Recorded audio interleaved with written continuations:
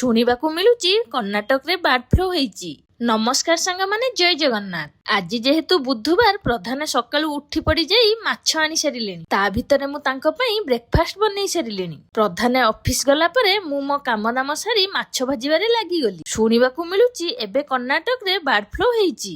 ଅଣ୍ଡା ଚିକେନ ତ ଖାଇ ହବନି, ଏବେ ନନଭେଜ ବାରରେ ଏହି ମାଛ ହିଁ ଭରସା। ଆଜି ପ୍ରଧାନ ଭଲ ଦେଶୀ ମାଛ ଆଣିଥିବାରୁ ମୁଁ ଖରାବେଳ ଖାଇବାରେ ଦହି ପଖାଳ କରିବି ବୋଲି ଭାବିଲି। ମାଛକୁ ଭାଜି ରଖିଦେଇ ଦହି ପଖାଳ ପାଇଁ ପ୍ରିପାରେସନ ଷ୍ଟାର୍ଟ କରିଦେଲି। ଆଉ ଏଠି ଖରାବେଳ ଖାଇବାରେ ମୁଁ କି ଆଇଟମ ବନେଇଛି ଟିକେ ଦେଖନ୍ତୁ ସାଙ୍ଗମାନେ। ଦହି ପଖାଳ ସହିତ ମାଛ ଭଜା, ବନ୍ଧାକୋବି ଆଳୁ ଭଜା, ବଢି ଚୁରା, ଆମ୍ବ ଆଉ ତା ସହିତ ଲଙ୍କା ଆଚାର। ଏ ଲଙ୍କା ଆଚାର ମୋ ପଡୋଶୀ ପ୍ରୀତି ନିଜ ହାତରେ ତିଆରି କରି ମତେ ଦେଇଛି। ଖରାବେଳେ ପ୍ରଧାନଙ୍କୁ ଅନେଇ ଅନେଇ ତାଙ୍କ ଆସିବା ଲେଟ୍ ହବାର ଦେଖି ମୁଁ ଲଞ୍ଚ କରିଦେଲି। କୁହନ୍ତୁନି ସାଙ୍ଗମାନେ, ଦହି ପଖାଳ ଖାଇ ଆତ୍ମା ପୁରା ଶାନ୍ତି ହେଇଗଲା। ଆପଣ ମାନଙ୍କୁ ଖରାବେଳେ ପଖାଳ ସହିତ ମାଛ ଭଜା ଖାଇବାକୁ ଭଲ ଲାଗେ କି ନାହିଁ କମେଣ୍ଟରେ କହିବେ ତ।